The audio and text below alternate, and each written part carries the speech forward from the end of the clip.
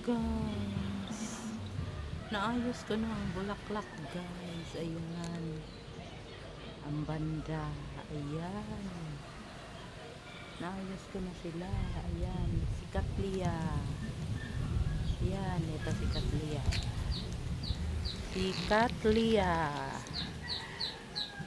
andyan si Katlia, diba?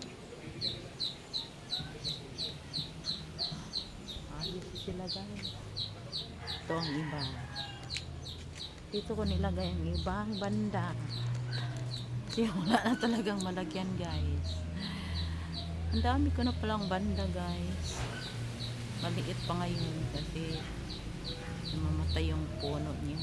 Tapos may sana, ayan, ayan si Katlia, ayan si Katlia, oh ayan, ayan si Banda, andun si Banda, nakabanda doon sa may malapit sa kalsada. Ayan guys, maraming walang laman, magtubo din yan kasi wala nang nakarang, pinutol ko na yung nakarang guys, magtubo din yan pero wala nang laman ngayon. Oh, ayan, muntika na talagang mawala lahat guys, buti na lang naagapan ko. Ayan, ayan, ayan dito sa may tambis, ayan, kasulok-sulukan mga bulaklak ko kung saan ko na nilagay. Bahala na sila, basta bulak is life. Ayan, flower is life, kaya wala na kayo dyan.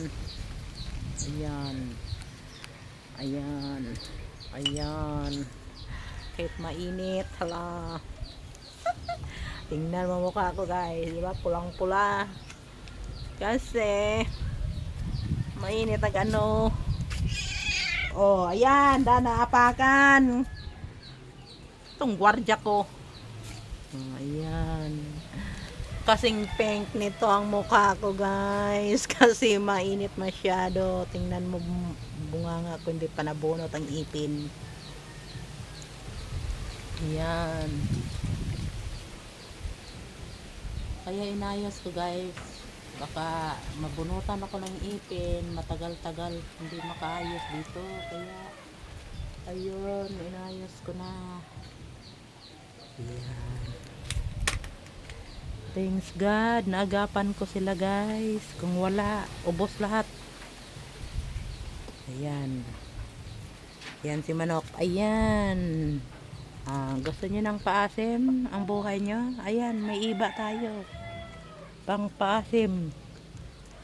Ayan, ayan, nasobrahan sa init. Ito ang nakaharang doon guys, kaya nilipat ko kasi daming bulaklak ang namatay niya kasi na sa kanyang dahon siguro hindi maano nga ng init. So, nalalanta pa siya kasi bago ko lang nilagay dyan na mainit na masyado. Ayan, so muntika na talagang maubos yung mawala ang bulaklak ko guys, buti na lang naagapan ko. Ayan, ayan, nandun pa sa kusina malapit kasi hindi ko patapos dyan na dito lang muna. Ayan,